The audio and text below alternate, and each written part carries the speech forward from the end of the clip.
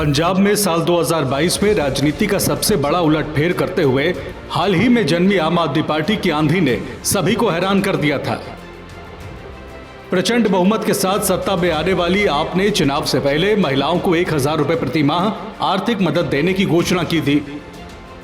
इसके बाद 2024 में इस धनराशि को बढ़ाते हुए 1100 रुपए भी कर दिया गया। लेकिन हैरानी तो तब हो रही है जब सीएम भगवंत मान की सरकार अपना 3 साल का कार्यकाल पूरा करने के बाद भी महिलाओं से किया वादा पूरा नहीं कर पाई है। अपनी इस इनसाइड स्टोरी में हम आपको इसी के बारे में बताने जा रहे हैं। 26 मार्च को पंजाब की भगवंत मान सरकार ने अपना चौथा बजट विधानसभा में पेश कर दिया। आप सरकार का ये बजट 2,36,080 करोड़ का है। ये बजट ड्रग्स की समस्या और स्वास्थ्य क्षेत्र पर फोकस करता हुआ दिखाई दे रहा है। पंजाब के वित्त मंत्री हरपाल चीमा जब बजट पेश कर रहे थे तब उनके बजट भाषण पर पूरे पंजाब की नजर थी, खासकर महिलाओं की जो बीते 3 सालों से अपने लिए किए गए वादे के पूरा होने का इंतजार कर रही थीं। लेकिन पिछले 3 बजट की तरह इस बार भी महिलाओं की झोली खाली रही। सरकार के इस बजट से प्रदेश की 1 करोड़ महिलाओं को जो उम्मीद थी वो बिखरती दिखाई दी है, क्योंकि सरकार ने इस बजट में भी इस मद में कोई आवंटन नहीं किया है। एक तरफ जहां विधानसभा में बजट पेश हुआ और महिलाओं के लिए कोई ऐलान नहीं किया गया, तो भला विपक्ष क्यों न इस मुद्दे को उठाता। कांग्रेस को मान सरकार को घेरने का फिर एक बार मौका मिल गया। नेता प्रतिपक्ष प्रताप सिंह बाजवा ने कहा, मैं ये कह सकता हूं कि इनके 5 साल के राज में पंजाब 50 साल पीछे जा रहा है। They have nothing to offer. ये कंप्लीट लारे लपे और झूठ का बजट है। और मुझे ये याद आया कि जब दिल्ली की इलेक्शंस थी, भगवंत मान जी को एक एंकर ने दिल्ली में पूछा कि आप 2500 रुपया औरतों को प्रॉमिस कर रहे हैं दिल्ली में, और आपकी गवर्नमेंट को 3 साल हो चुके, आपने तो 1100 रुपया वहां तो दिया नहीं, इधर 2500 कहां से देंगे।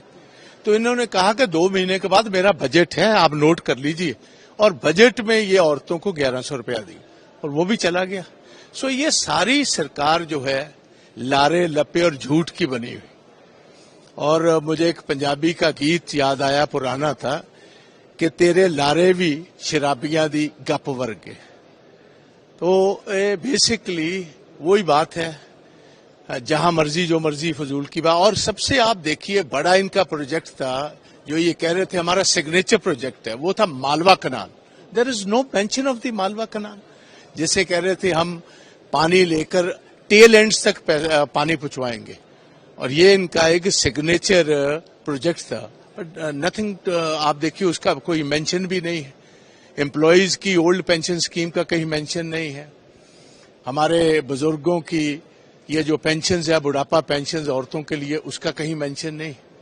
कहीं भी कुछ आप ये सारी अगर आप देखते हैं तो जो इनकी आमदन है उसमें फिगर्स में भी कंकॉक्शन है, जो इनकी खर्चा है उसमें भी कंकॉक्शन है। बहुत सारा पर्दे में रखा हुआ है, ये फिगर्स को मैनिपुलेट किया हुआ है। तो आहिस्ता आहिस्ता जब आप देखना, आज भी बहुत सारे लोगों को बात समझ आ गई, और 1-2 दिन में जैसे क्लियर होती जाएगी वैसे ही पर्दाफाश होता रहेगा। वहीं विपक्ष के आरोपों के बाद बैकफुट पर आई पंजाब सरकार ने अपनी सफाई दी है।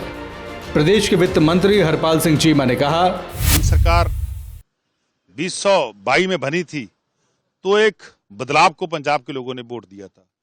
तो आज लगातार हम पंजाब को बदलने की कोशिश कर रहे हैं। पंजाब में जो गलत काम अकाली दल बीजेपी की सरकार में हुए, कांग्रेस पार्टी की सरकार में है, उन सभी को हम एक एक करके ठीक कर रहे हैं। जो नशे का व्यापार, जो नशे की दलदल में पंजाब के युवा को अकाली दल बीजेपी की सरकार ने धकेला और कांग्रेस पार्टी की सरकार ने धकेला, और पंजाब के युवा को नशे से निकालने का काम आम आदमी पार्टी की सरकार लगातार कर रही है। क्योंकि हमने युद्ध नशे के विरुद्ध एक बहुत बड़ी मुहिम का आगाज पंजाब में किया है, जिसमें हमने आज स्पेशल बजट का प्रबंध भी किया है। चाहे वो ड्रोन एंटी ड्रोन सिस्टम को परचेज करने की बात हो, चाहे 5000 होमगार्ड के जवानों की भर्ती का काम हो, चाहे लगभग 1000 से ऊपर स्पोर्ट्स की नर्सरियां क्रिएट करने का काम हो, ये इस सभी का प्रबंध हमने इस बजट में किया। क्योंकि हम जब पंजाब में एंटी ड्रोन के जरिए जो नशा सरहद के पार से आता है, उस ड्रोन को तोड़ेंगे, खत्म करने के लिए नशे की चेन को तोड़ेंगे। और जब हम पंजाब में नशे की चेन को तोड़ेंगे तो हम अपने युवा को स्पोर्ट्स के ग्राउंड में लेके जाएंगे, स्पोर्ट्स की नर्सरी में लेके जाएंगे, तो वो एक खेलते पंजाब के विजन में उसका आगाज होगा, तो वहां पे वो अपना खेल दिखाएगा और आगे बढ़ेगा।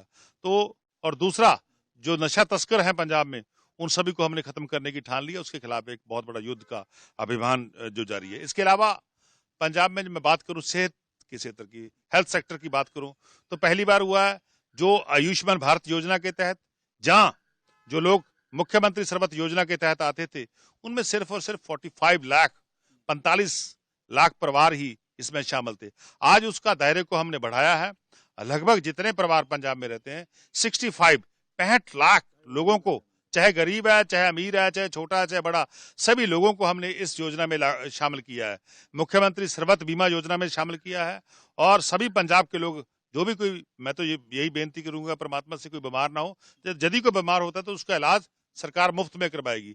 और इसमें यह सबसे बड़ी बात है कि हम पहले उसका इलाज सिर्फ और सिर्फ 5 लाख रुपए तक होता था, सिर्फ 5 लाख रुपए तक होता था। आज उसकी राशि हमने बढ़ा के 10 लाख रुपए तक कर दी।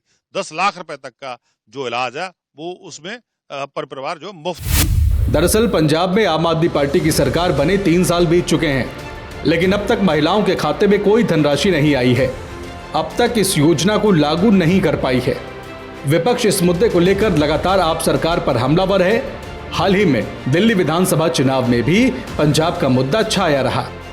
कांग्रेस और बीजेपी महिलाओं के लिए किए गए इस वादे पर आप सरकार को घेर रही थी।